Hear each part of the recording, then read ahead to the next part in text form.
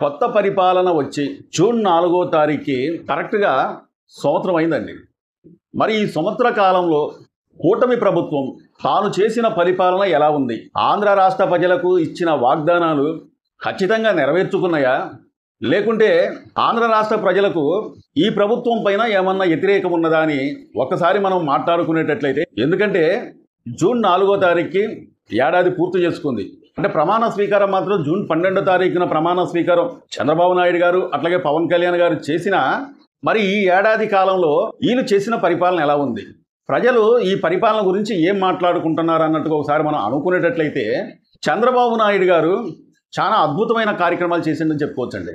ఉచిత గ్యాస్ కావచ్చు, ఉచిత ఇసుక కావచ్చు, 1వ తారీఖునే 4,000 రూపాయలు, ఖచ్చితంగా 4,000 రూపాయలు అర్హులకు ప్రతి ఒక్కరికి కూడా ఇంటింటికి అందేటట్టుగా చంద్రబాబు నాయుడు గారు చేశారు. చూశారండి, అద్భుతమైన కార్యక్రమం.